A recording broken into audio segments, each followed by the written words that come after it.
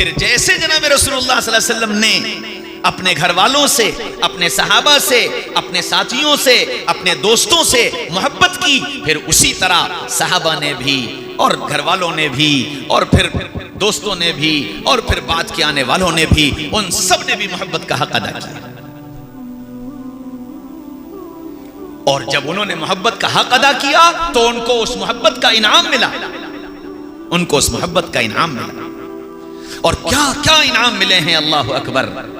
एक जवान है शराब के नशे में धुत, दिन भर का काम यह है कि शराब पीना और शराब के नशे में मस्त रहना। सुबह सुबह अपने घर से निकला शराब खाने जाने के लिए, जा रहा था और चलते चलते नाली के किनारे एक कागज का टुकड़ा नजर आया और उस कागज पे लिखा था ला इलाहा इल्लल्लाह मुहम्मदुर रसूलुल्लाह।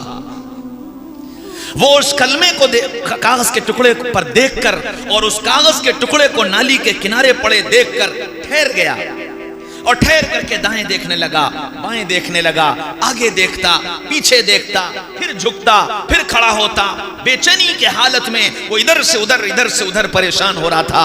कोई उसे नजर नहीं आया। फिर उसने अपना कुर्ता उतारा, कुर्ता उतार करके उस कुर्ते से उसने कागज के टुकड़े को उठाया और अपने कुर्ते में लपेटा और लपेट करके लेकर के मस्जिद के दरवाजे पर पहुंच गया। मस्जिद की सीढ़ियों पर चढ़ा और सीढ़ियों से खड़े होकर आवाज देना शुरू की, इमाम साहब, इमाम साहब, इमाम साहब। इमाम साहब सो रहे थे। कई आवाजें दी तो इमाम साहब उठे और उठ करके आए। क्या बात है, कौन हो, क्यों आवाजें दे रहे हो? कि जी इमाम साहब, मैं रास्ते से गुजर रहा था, नाली के किनारे एक कागज का टुकड़ा पड़ा था, उस पर मेरे अल्लाह का और मेरे महबूब का नाम लिखा था और मैं शराबी आदमी, पता नहीं मेरा जिस्म कैसा हो, मेरे हाथ कैसे हों, इसलिए मैंने उस कागज के टुकड़े को अपने हाथों से नहीं उठाया, मैं अपने कुर्ते से उसको उठा करके लाया हूं। इमाम साहब, इस कुर्ते में वो कागज का टुकड़ा रखा है, आप आइए और इस कागज के टुकड़े को उठा लीजिए और किसी ऊंची जगह पर रख दीजिए, इस पे मेरे अल्लाह का नाम है, मेरे महबूब का नाम है। इमाम साहब आए, उसका कुर्ता खोला, उसमें से कागज का टुकड़ा उठाया और एक ऊंची जगह पर रख दिया और जाकर लेट गए। और ये जवान सीढ़ी से उतरा और उतर करके चल दिया और फिर सीधे मैखाने पहुंचा और मैखाने में पहुंचकर इसने जाम लिया और शराब पी और शराब पर शराब पीता गया, यहाँ तक के नशे में मस्त हो गया, मगन हो गया और मैखाने में अपने नशे में धुत बैठा हुआ था। इधर इमाम साहब फिर सोए तो थोड़ी देर सोए थे कि ख्वाब में जनाब रसूलुल्लाह सल्लल्लाहु अलैहि वसल्लम की ज़ियारत हुई। फरमाया, उठो उठो, जाओ मेरे दोस्त को बुला करके लाओ, जाओ मेरे दोस्त को बुला करके लाओ। तो इमाम साहब हैरानी से पूछने लगे, कौन दोस्त? फरमाया, वो जो अभी तुम्हें मेरा और मेरे रब के नाम का कागज का टुकड़ा देकर गया। कौन है वो? कि उसका नाम बिश्र है, जाओ उसे बुला करके लाओ, वो मेरा दोस्त है। इमाम साहब हड़बड़ा करके उठे, दौड़े हुए आए, मैखाने के दरवाजे पर पहुंचे, सीढ़ियां चढ़ रहे थे। मैखाने में शराब पीने वालों ने इमाम साहब को आता देखा तो भगदड़ मच गई।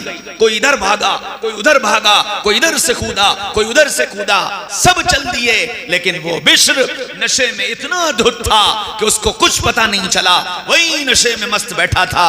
इमाम साहब ढूंढते ढांढते उसके पास पहुंच गए, कहने लगे, बेश।